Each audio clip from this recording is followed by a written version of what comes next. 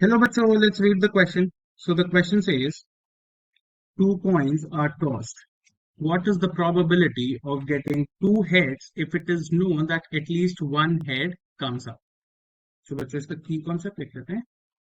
की कॉन्सेप्ट. तो बच्चों यहाँ पे जो की कॉन्सेप्ट हम यूज करने वाले हैं वो प्रोबेबिलिटी का फॉर्मूला ही है, बिकॉज प्रोबेबिलिटी ही निकालनी है हमें.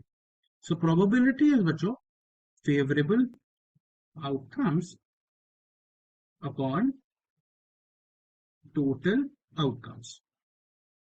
जितने भी फेवरेबल आउटकम्स हैं उनको डिवाइड कर दो टोटल आउटकम्स से. तो बच्चों यहाँ पे क्या दे रखा है, दो टू कॉइन्स, मतलब दो कॉइन है मेरे पास, two coins.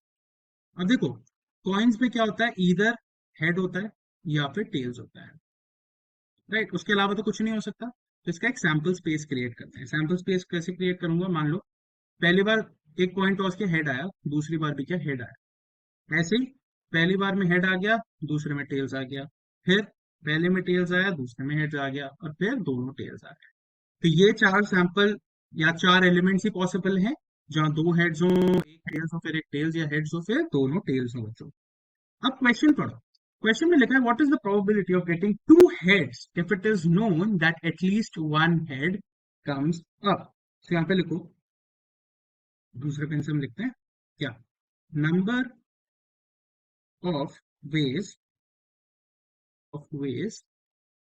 At least one head comes up. At least हमने यूज किया है, मतलब एक हो सकता है या उससे ज्यादा हो सकते हैं. तो यहाँ पे देखो कितने, एक, दोनों हेड, फिर एक हेड एक टेल, फिर एक टेल एक हेड. तो ऐसे तीन पॉसिबिलिटीज हैं मेरे पे. और नंबर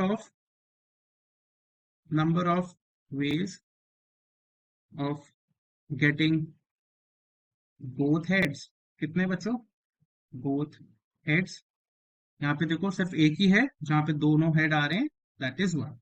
सो प्रोबेबिलिटी क्या हो जाएगी बच्चों, therefore probability probability favourable outcome कितना, one, total outcome three, so one by three. So the final answer is, the probability is 1/3.